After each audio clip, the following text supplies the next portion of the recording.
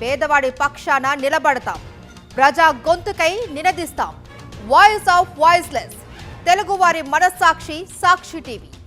సాక్షి TV ప్రసారాల కోసం మీ స్థానిక cable ఆపరేటర్ను వెంటనే సంప్రదించండి. ఎలన్ మస్క్ నాయకత్వంలో ఎక్స్ కంపెనీకి కీలక బాధ్యతలు నిర్వహిస్తున్న సీఈఓ లిండా యాక్రెనో తన పదవికి రాజీనామా చేశారు. గతంలో ఇదో అద్భుతమైన అవకాశంగా భావించిన లిండా ఇప్పుడు తన బాధ్యతల నుంచి తప్పుకుంటున్నట్లుగా ప్రకటించడం టెక్ వర్గాల్లో చర్చనీయాంశంగా మారింది.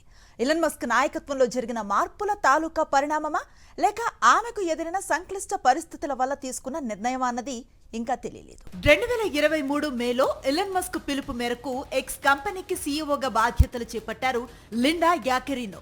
మీడియా, అడ్వర్టైజింగ్ రంగంలో విశేషమైన అనుభవం కలిగిన ఆమె కొద్ది కాలంలోనే కంపెనీకి మునుపటి గౌరవాన్ని తిరిగి తెచ్చారు. కానీ ఎలన్ మస్క్ ఇటీవల తీసుకున్న రాజకీయపరమైన నిర్ణయాలు, ఉద్యోగుల తొలగింపు, స్పీచ్ పాలసీలో మార్పులు, ట్విట్టర్ ను ఎక్స్ గా పేరు మార్చడం కంపెనీలో కల్లోలాన్ని సృష్టించాయి. యూజర్లే కాదు, ప్రధాన అడ్వర్టైజర్లు ఈ పరిణామాల కారణంగా వెనక్కి తగ్గారు. ఇలాంటి క్లిష్ట పరిస్థితుల్లో బ్రాండ్ నమ్మకాన్ని తిరిగి తీసుకురావటానికి ఆమె ఎంతో శ్రమించారు. ఎలన్ మస్క్ చూపిన దిశ గొప్పది. ఆ దిశలో నడవటం ఒక అరుదైన అవకాశమని కూడా ఆమె ఒకానొక సందర్భంలో చెప్పారు. అయితే ముందు నడిపిన విజయాల కంటే మస్క్ తీరుతో ఎదురైన సమస్యలే ఎక్కువైపోయాయని ఆమె భావిస్తున్నారు.